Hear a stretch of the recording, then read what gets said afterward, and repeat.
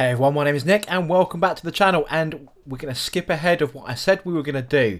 What I want to do is just drop a sample video of an in-depth part of the series that I want to complete after I've covered all the fundamentals, but I want to test out this format to see what you think.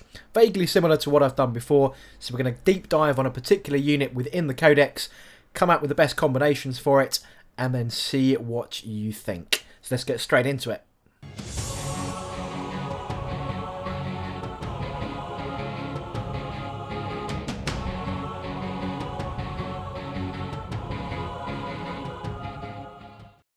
So the humble Chaos Spawn then comes with a unit size of 1 to 5, and just the 1 is 1 power, and if it contains 2 models, power rating increases to 2, and so on all the way up to 5. But on the whole, most people will pay points, and they are 23 points a model.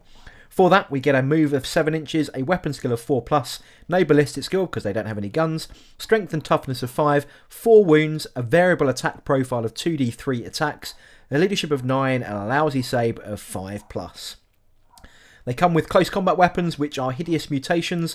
They can only be used in melee range. They are strength user, so base strength of 5, an AP of -2, and a flat 2 damage.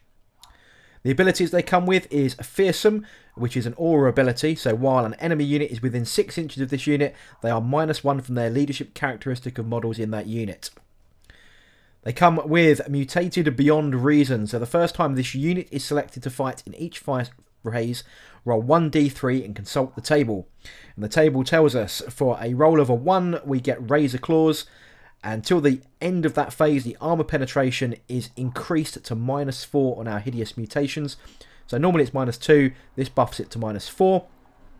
If you roll a 2 on our d3, we get Grasping Pseudopods. Till the end of the phase, models in this unit have an attack characteristic of 3d3, so an increase of 2d3 to 3d3, and then finally a d3 roll of a 3, Toxic Hemorrhage until the end of the phase. Each time a model in this unit makes an attack, you can re-roll the wound roll. The faction keywords are Chaos, Tzeentch, Heretic Astartes, Thousand Suns, and the Great Cult, so they can be in a cult, and the keywords are Beast and Chaos Spawn.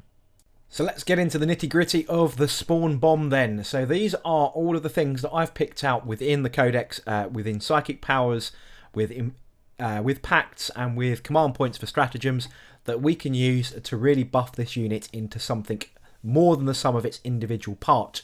And spawns have many, many parts.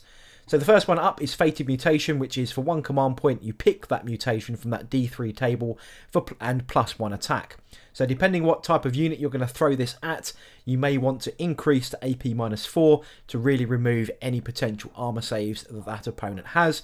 And with that flat 2 damage, can certainly rip through many types of infantry out there, especially Space Marines. The Capering Imps pack then from our Infernal Master can protect us from Overwatch on the charge, or set defend where they get to hit you a bit better. But hopefully the single round of a combat that when you charge in is going to wipe the unit. So, well, say wipe the unit, we'd like 1 left, wouldn't we really, to protect us a little bit maybe. But yeah, that Capering Imps pack can protect us from that Overwatch as we pile in. Next up is Weaver of Fates. This is the critical one for me to make this unit work, and that gives us a flat 4+ invulnerable save for the whole unit. So taking a full unit of 5 for a mere 115 points, we now have a 4 wounded, 4+ invulnerable save blob of Chaos Spawn. So that one, if you are going to pick and choose which ones you want to invest in this unit, that is certainly the key one that you want to get off first.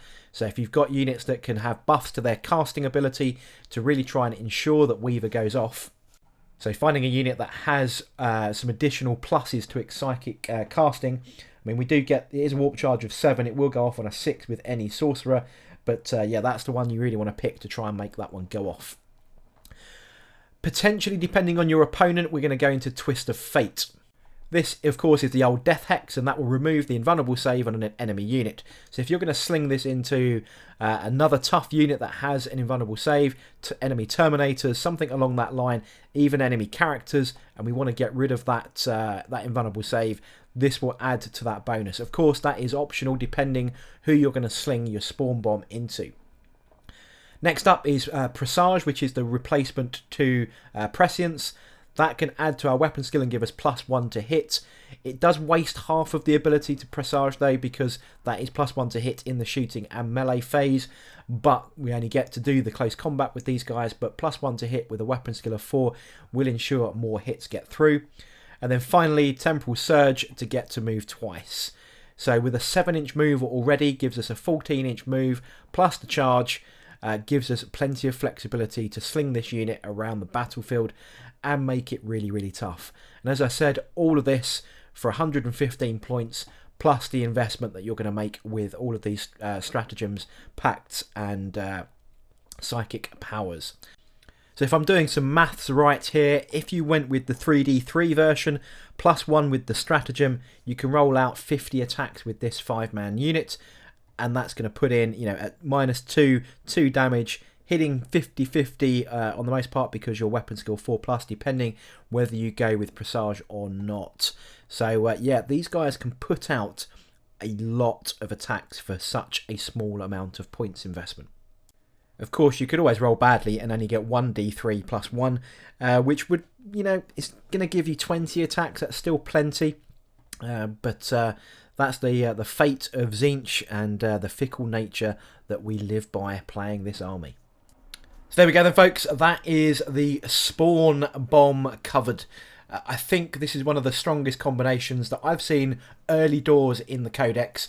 Yes, it can be quite an expensive combination to put everything into. It's a lot of utility going in there, command points and psychic powers, but you can pick and choose which ones you need depending on the target you're going to throw these at, to how much you're going to actually invest. Realistically, the 4+ invulnerable save is key, and the Temporal Surge is probably the other key one as well, combined with the stratagem to pick the mutation. So it can be not too investment heavy to really put some hurt out. So yeah, I'd love to know in the comment section what you think. But I hope you enjoyed this video. First of many in-depth per unit coming up. But if you did enjoy the video, don't forget to like, comment and subscribe, and I'll see you all on the next video.